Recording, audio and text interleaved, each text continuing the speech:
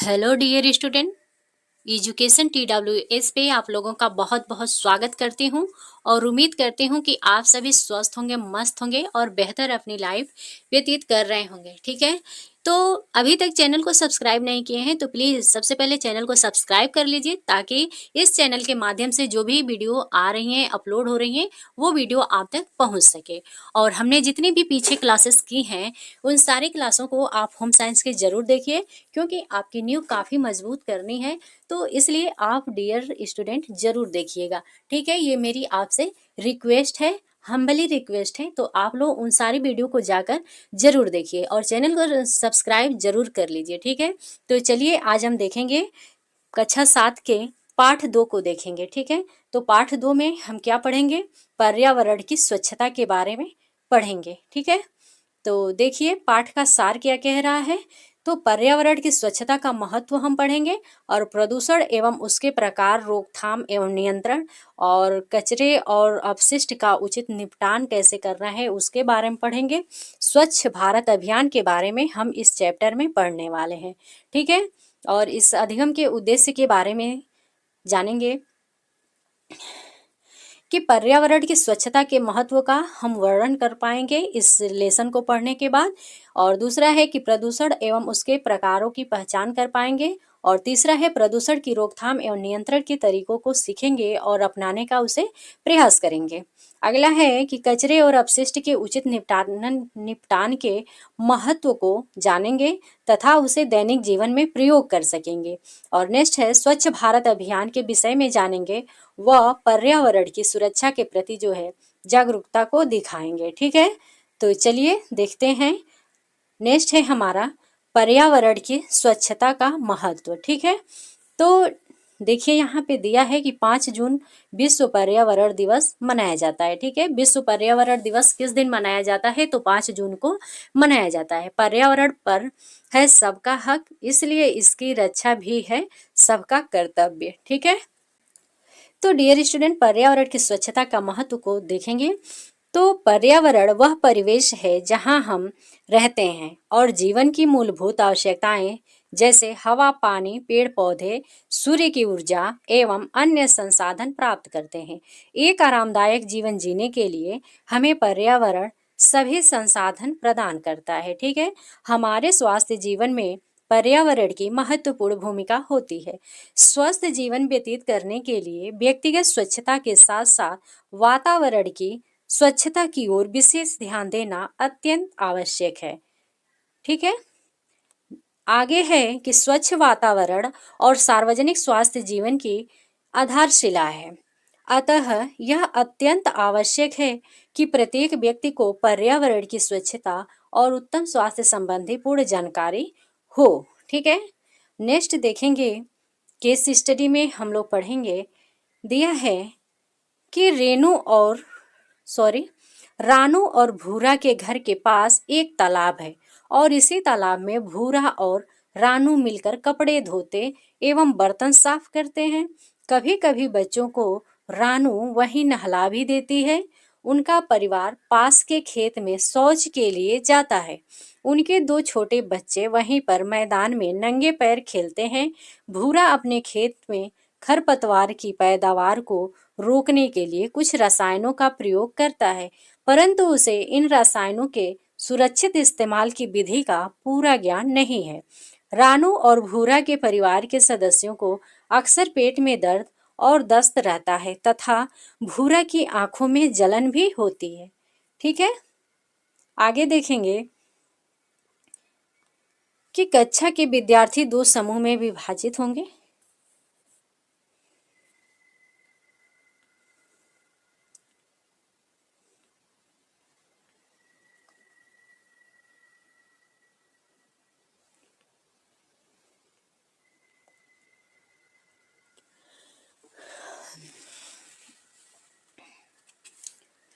आगे देखेंगे कि कक्षा के विद्यार्थी जो 2 समूह में विभाजित होंगे और उपरोक्त दी गई केस स्टडी के आधार पर निम्न प्रश्नों पर चर्चा करेंगे। तो वो प्रश्न क्या हैं, आइए देखते हैं। तो देखिए प्रश्न है कि क्या आपको लगता है कि रानू व भूरा के घर के आसपास का वातावरण परिवार की बीमारियों का कारण है? इस पर अपने विचार को लिखिए। ठीक है। और दूसरा है कि आपके विचार से भूरा की आंख में जलन, पेट दर्द व दस्त के क्या कारण है? ठीक है। और फिर दूसरा क्वेश्चन है कि रानू भूरा और उसके बच्चों को वातावरण की स्वच्छता बनाए रखने के लिए आप क्या सुझाव देंगे? ठीक है, ये करने के लिए, लिखने के लिए। और दूसरा है कि खेतों में अगर निर्धारित मात्रा में रसायनों का प्रयोग ना किया जाए तो उसके क्या दुष्परिणाम हो सकते हैं? ये क्वेश्चन है लिखने के लिए। अब देखिए कि दिया है कि उपरोक्त चर्चा से यह स्पष्ट है कि पर्यावरण की गंदगी स्वास्थ्य के लिए अत्यंत हानिकारक है। ठीक है।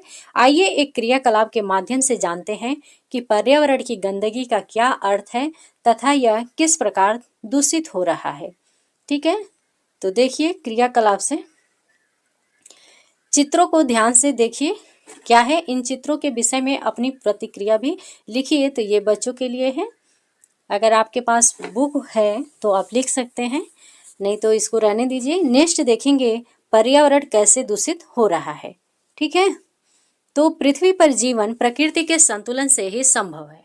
ठीक है। बढ़ती हुई जनसंख्या एवं अनियोजित औद्योगिकरण के कारण प्रतिदिन लाखों टन अपशिष्ट पदार्थ हमारे चारों ओर के वातावरण, वायु, जल व भूमि में मिलते हैं, जो हमारे पर्यावरण को दिन प्रतिदिन दूषित कर रहे हैं। ठीक है ना।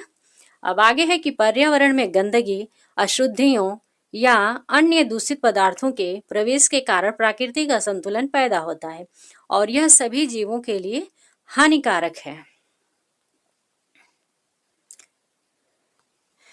डियर स्टूडेंट्स, सार्वजनिक स्वास्थ्य तथा पर्यावरण की स्वच्छता के निर्माण में प्रत्येक व्यक्ति का योगदान जो है बहुत आवश्यक होता है। हमें अपने आसपास के वातावरण को अपना उत्तरदायित्व समझकर पर्यावरण को दूषित होने से बचाने में योगदान देना चाहिए। जब भी हम सड़क पर या जल निकायों में कूड़ा कचरा फेंकते हैं या जहां तहां थूकते हैं तो इनमें पनपने वाले रोगाणु या मच्छर मक्खी हमारे पैरों अथवा जूतों द्वारा विभिन्न स्थानों पर पहुंचकर पर्यावरण को दूषित करते हैं। आइए अब विभिन्न प्रकार के प्रदूषण की पहचान करते हैं जो हमारे वातावरण को दूषित करते हैं। ठीक है। डियर स्टूडेंट, आगे देखेंगे प्रदूषण के प्रकार, रोकथाम तथा नियंत्रण। ठीक है, कैसे करेंगे तो आइए जानते हैं क्रियाकलाप के माध्यम से। ठीक है। तो डियर स्टूडेंट, रबिन खांसता हुआ घर में आया और जल्दी से पानी पिलाने का इशारा करने लगा। ठीक है।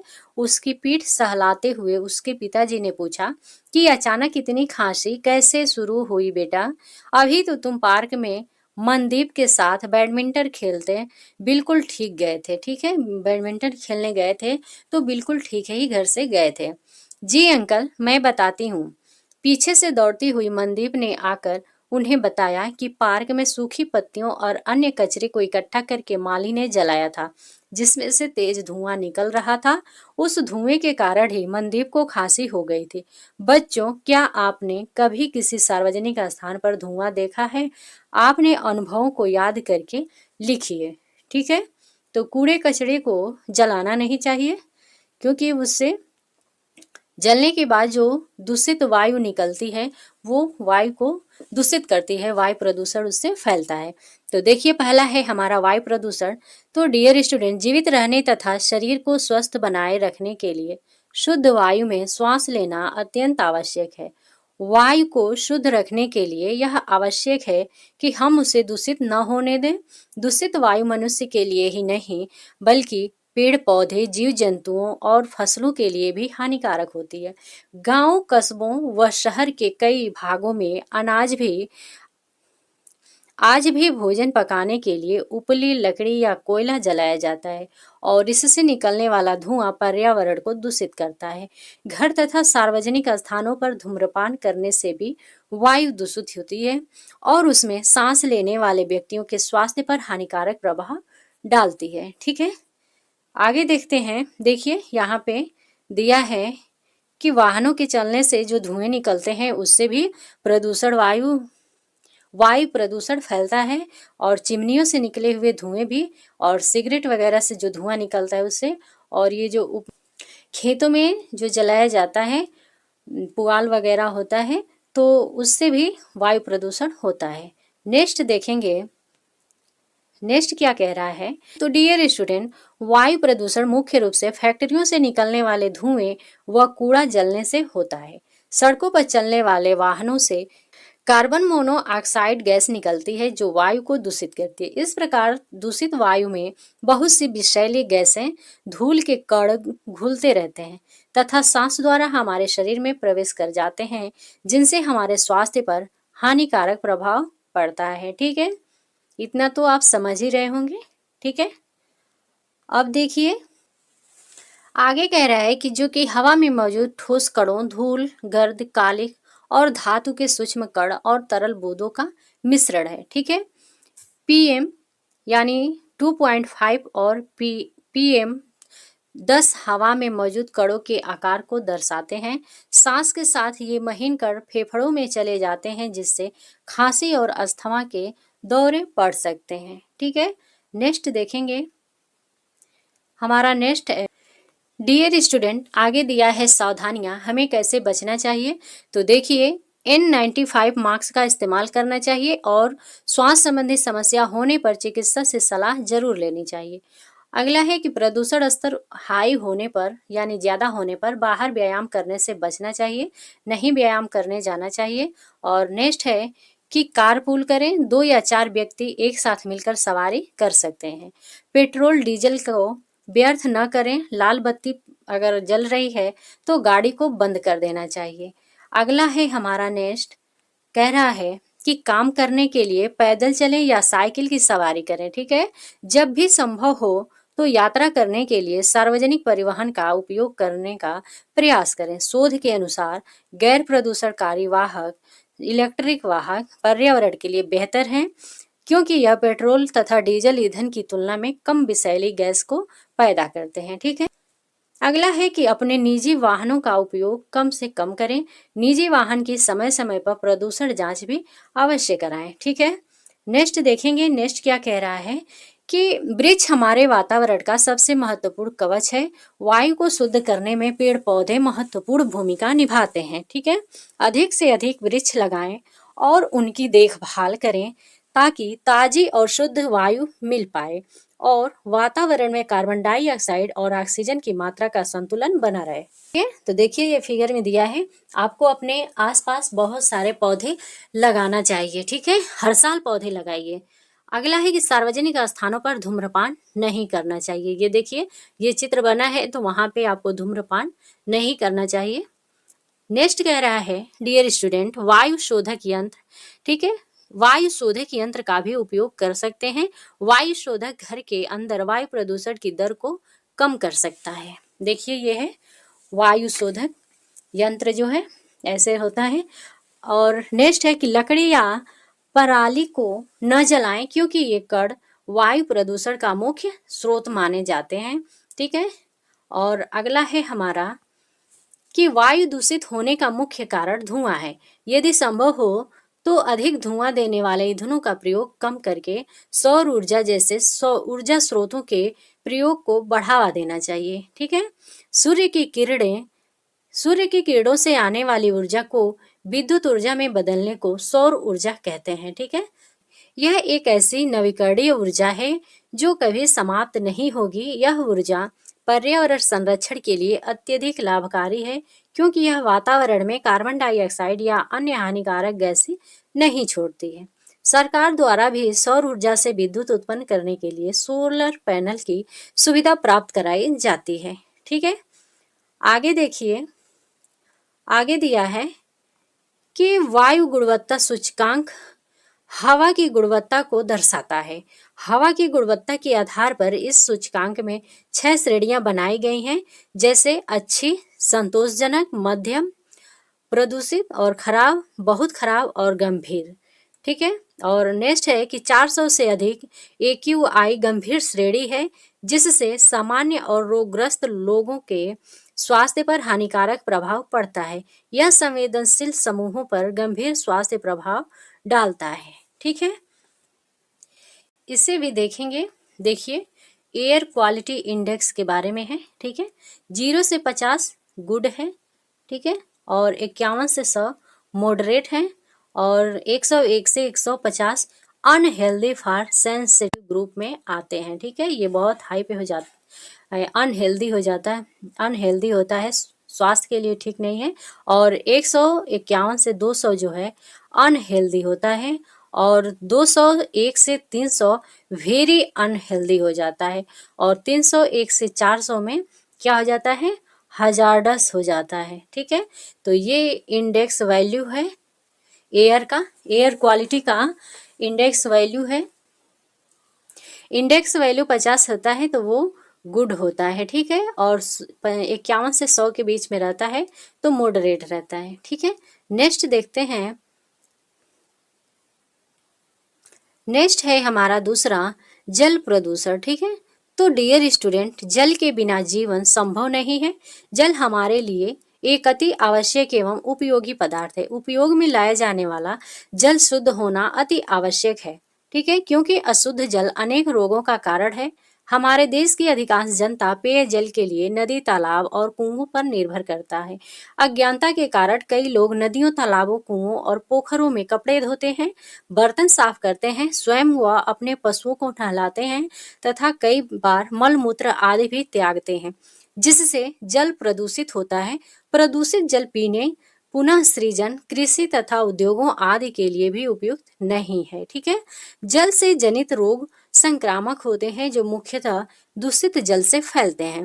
ओके, दूषित जल के सेवन व संपर्क से अतिसार, त्वचा संबंधी रोग, हेपेटाइटिस, हैजा और अन्य रोग भी हो सकते हैं। उपयोग के बाद जल के निकासन की उचित व्यवस्था न होने के कारण जगह जगह गड्ढों में गंदा पानी भरा रहता है, जिसमें मच्छर, मक्खी व अनेक प्रकार के जो रोगाणु हैं वो धीरे धीरे पनपने लगते हैं। ठीक है, आगे है कि पर्यावरण, सिंगल यूज प्लास्टिक। देखिए, पर्यावरण के लिए बेहद हानिकारक माना जाता है क्या, सिंगल यूज प्लास्टिक। इसमें प्लास्टिक की थैलियाँ, प्लास्टिक कप, प्लेट और प्लास्टिक के गिलास, कांटा, चम्मच, चाकू, स्ट्रा, ट्रे आदि शामिल हैं।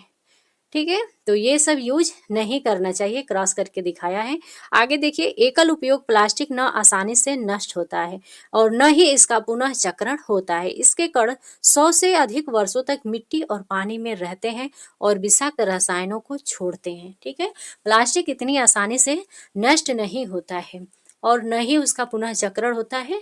ठीक है, और ये 100 से अधिक वर्षों तक, लगभग 200 वर्षों तक मिट्टी और पानी में रहते हैं। ओके, हमें अपने गृह, पर्यावरण और मानव की रक्षा के लिए एकल उपयोग प्लास्टिक का उपयोग बंद कर देना चाहिए। ठीक है, आगे देखते हैं। आगे है डियर स्टूडेंट, अब है पानी के बचत के बारे में। ठीक है, कैसे सेव करना चाहिए जल को।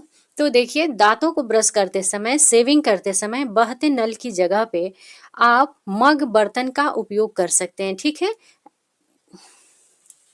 यानी कहने का मतलब ये है कि नल को खोलकर और वहाँ पे ब्रश या सेविंग नहीं करना चाहिए। ठीक है, आपको चाहिए कि एक मग में, बर्तन में पानी ले लीजिए और उसके बाद से अपना जो कार्य करना है उसमें उस पानी का उपयोग करिए। ठीक है, अगला है नहाने, दांतों को साफ करने या बर्तन धोने पर नल या फव्वारों को खुला नहीं छोड़ना चाहिए। अगला है कि पौधों को पानी देते समय नल से पाइप लगाने के बजाय बाल्टी या बर्तन में पानी लेकर उसका प्रयोग करना चाहिए, क्योंकि नल और पाइप से अगर आप पौधों में पानी देते हैं तो इससे ज्यादा पानी नुकसान होता है। ओवरहेड टैंक से पानी के अति प्रवाह को न होने दें, रिसाव को तुरंत ठीक कर देना चाहिए। नेक्स्ट कह रहा है कि फर्श धोने के लिए बहते नल का उपयोग न करें, पोछा और बाल्टी में पानी लेकर उसका उपयोग करें।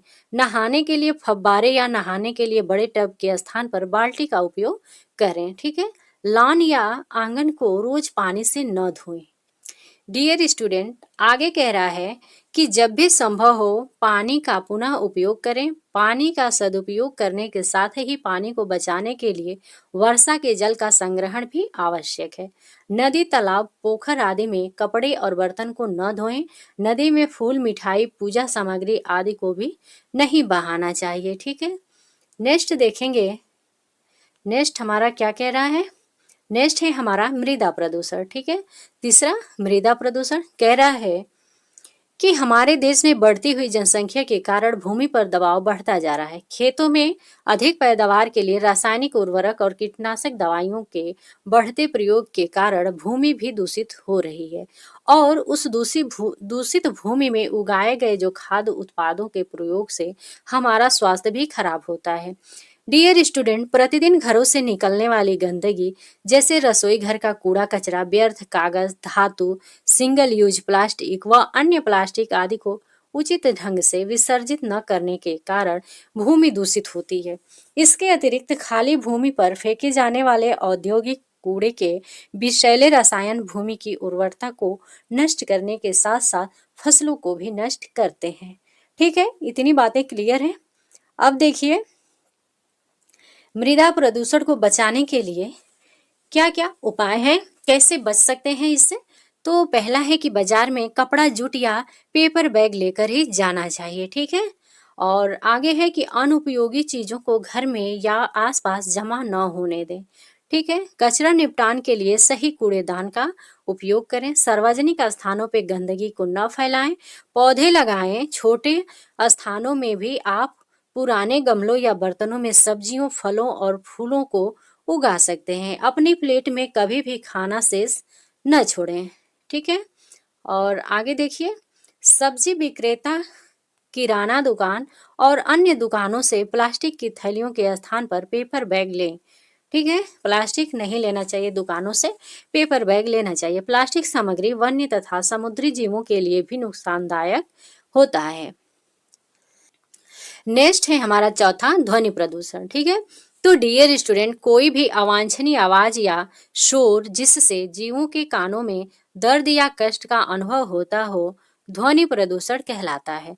जैसे कारखानों, तेज गति के विमानों, वाहनों, ऊंची आवाज में बजाए गए रेडियो अथवा टेलीविजन आदि का शोर। ठीक है, इनके अतिरिक्त आधुनिक घरेलू बिजली के यंत्र जैसे कपड़े धोने की मशीन, कूलर, एयर कंडीशनर आदि का शोर भी मनुष्य के कानों को हानि पहुंचाता है।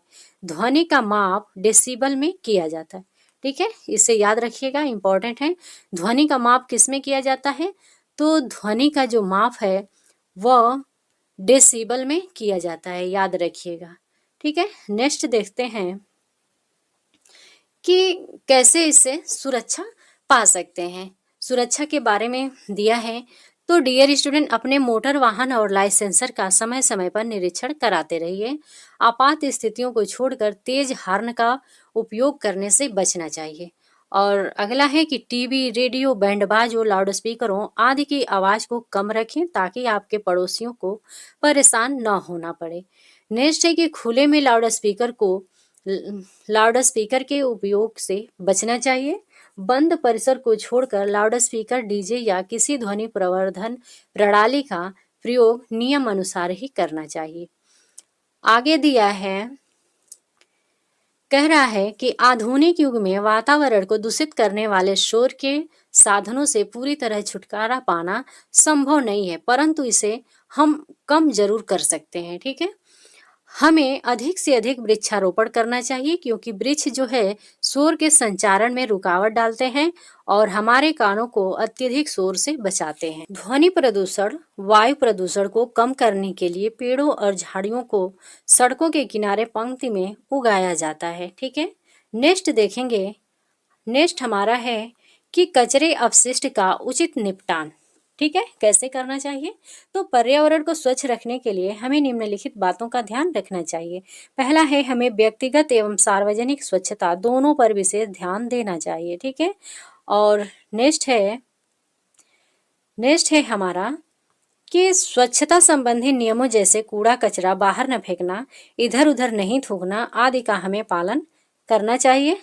और नेक्स्ट दिया है कि खुले में शौच न जाना, अपने घर और आसपास को साफ रखना, अपने विद्यालय और उसके आसपास को साफ रखना आदि अपनी आदतों में शामिल हमें करना चाहिए। नेक्स्ट है कि घास, पत्तियां, गोबर तथा घरेलू कचरा जैसे बचा खाना, फल और सब्जियों के छिलके इत्यादि का प्रयोग खाद बनाने में किया जाना चाहिए। बायोगैस तथा सौर ऊर्जा जैसे नवीन ऊर्जा स्रोतों के प्रयोग को बढ़ावा देना चाहिए। ठीक है, आगे देखिए, कचरा कम करने के लिए हम कुछ कदम उठा सकते हैं। इसके लिए हमें 3R के सिद्धांत का पालन करना होगा। इसका मतलब है रिड्यूस यानी कम उपयोग, रीयूज पुनः उपयोग, रिसाइकल पुनः चक्रण। ठीक है, आर के सिद्धांतों का पालन करना चाहिए। तो आर का इसका मतलब क्या है? रिड्यूस, रीयूज, रिसाइकल, यानी कम उपयोग, पुनः उपयोग और पुनः चक्रण का हमें पालन करना चाहिए। नेक्स्ट देखते हैं, साधनों का विवेकपूर्ण उपयोग करें, जैसे पानी का ध्यानपूर्वक उपयोग, CNG, CFL आदि का प्रयोग करें। और नेक्स्ट है, कई पुराने सामानों का हम फिर से उपयोग कर सकते हैं, जैसे पुराने अखबार से हम किताबों पर जिल्द चढ़ा सकते हैं। और कई चीज़ों के पुनः चक्रण से नए सामान बनाए जा सकते हैं। कांच, अखबार, एल्युमिनियम आदि का जो है पुनः चक्रण किया जाता है। ठीक है, आप डियर स्टूडेंट, ये फिगर देखकर आप समझ सकते हैं, ठीक है, कि घर का सूखा और गीला कूड़ा जो है घर के पीछे ही डाल दिया जाता है और घर में शौचालय नहीं होता है। शौच के लिए घर से दूर एक नाले के पास जाना पड़ता है। तो ये अच्छा लग रहा है या फिर ये? ठीक है, तो आप डिसाइड करिए। और ये जो कह रहा है, तो इसका मतलब है कि घर के गीले और सूखे कचरे को हरे और नीले रंग के कूड़ेदान में अलग अलग फेंकना चाहिए। देखिए, ये फिगर में दिखाया है। और घर में एक छोटा शौचालय है जिसे हमेशा साफ रखना चाहिए। तो सफाई हमारे लिए काफ़ी ज़रूरी है और ये बिखरा हुआ है तो ये बिल्कुल ठीक नहीं है। ठीक है, आगे देखिए, ये है किसके घर में रोग फैलने, ये पूछा गया है क्वेश्चन। अब देखिए स्वच्छ भारत अभियान के बारे में। ठीक है, तो डियर स्टूडेंट, स्वच्छ भारत अभियान जो है 2 अक्टूबर 2014 को नई दिल्ली में शुरू किया गया था। यहाँ से क्वेश्चन बन सकता है कि स्वच्छ भारत अभियान जो है कब शुरू किया गया था? तो स्वच्छ भारत अभियान 2 अक्टूबर 2014 को नई दिल्ली में शुरू किया गया था। इस मिशन के में प्रत्येक भारतीय को स्वच्छता से जोड़ने का लक्ष्य रखा गया। यह स्वच्छता लाने के लिए सरकार द्वारा चलाया गया राष्ट्रीय स्तर का अभियान है। इस अभियान में निम्न शामिल है। क्या क्या शामिल है देखते हैं इसको। तो इसमें है कि शौचालयों का निर्माण, और दूसरा है कि ग्रामीण क्षेत्रों में स्वच्छता कार्यक्रमों को बढ़ावा देना, और पानी के लिए हैंडपंपों का उपयोग, और स्नान घरों की सुविधा, स्वच्छ शौचालय, नलियों का निर्माण, ठोस तथा तरल कचरे का निवारण करना। ठीक है, और स्वास्थ्य शिक्षा के प्रति जागरूकता को बढ़ावा देना, और खुले में शौच के माध्यम से फैलने वाले कीटाणु और निसंक्रमण के खतरे को कम करना है। ठीक है, स्वच्छ भारत अभियान का यही मतलब है। अब देखेंगे कि हमने क्या सीखा, इस पाठ से हमने क्या सीखा है। तो डियर स्टूडेंट, स्वस्थ रहने के लिए हमें शुद्ध जल, शुद्ध वायु, स्वच्छ आवास एवं स्वच्छ भोजन की आवश्यकता होती है। दूसरा है कि पर्यावरण में किसी पदार्थ की मात्रा का उसकी सामान्य मात्रा से अधिक हो जाने के कारण पर्यावरण का दूषित हो जाना प्रदूषण कहलाता है। वे पदार्थ जिनके कारण प्रदूषण उत्पन्न होता है उन्हें प्रदूषक कहते हैं। वह प्रदूषक मानव स्वास्थ्य के लिए हानिकारक होते हैं। यह प्रदूषक जल, वायु और मृदा को भी प्रभावित करते हैं। और प्रदूषण जो है कितने प्रकार के होते हैं? तो प्रदूषण जो है निम्न प्रकार के होते हैं। यहाँ देख लीजिए, रीयूज और रिसाइकिल में भूमिका निभाएं, स्वच्छता के रंगों में रंग जाएं। ठीक है, तो देखिए हमने ऊपर पढ़ा था प्रदूषण के प्रकार में वायु प्रदूषण, जल प्रदूषण, ध्वनि प्रदूषण और मृदा प्रदूषण। यानी प्रदूषण जो है 4 प्रकार के होते हैं। ठीक है, प्रदूषण कितने प्रकार के होते हैं? तो 4 प्रकार के होते हैं। अब नेक्स्ट कह रहा है कि कचरा कम करने के लिए हम 3R के सिद्धांत का पालन कर सकते हैं। हमने जो ऊपर पढ़ा है वही सब हमने क्या सीखा इस पाठ के लास्ट में देख रहे हैं। ठीक है, तो R के सिद्धांत का पालन कर सकते हैं, जिसका अर्थ है कम उपयोग, पुनः उपयोग और पुनः चक्रण। ठीक है, स्वच्छ भारत अभियान जो है 2 अक्टूबर 2014 को नई दिल्ली में शुरू किया गया था। और ये काफ़ी इम्पॉर्टेंट है, ठीक है, वेरी इम्पॉर्टेंट है कि स्वच्छ भारत अभियान 2 अक्टूबर 2014 को नई दिल्ली में शुरू किया गया था। स्वच्छता कार्यक्रमों को बढ़ावा देने तथा शौचालयों का निर्माण इस अभियान का जो है मुख्य उद्देश्य है, ठीक है। नेक्स्ट देखिए, ये मैं स्वच्छ भारत अभियान में अपना योगदान देने के लिए प्रतिज्ञा करता हूँ या करती हूँ, तो ये प्रतिज्ञा लेना चाहिए और स्वच्छ भारत अभियान को आगे बढ़ाना चाहिए। ये है कार्यपत्र। तो डियर स्टूडेंट, हमने क्लास 7 के सेकेंड पार्ट को समाप्त कर लिया है और पार्ट 3 है भोजन तथा भोजन के तत्व, तो इसको हम कल देखेंगे, ठीक है।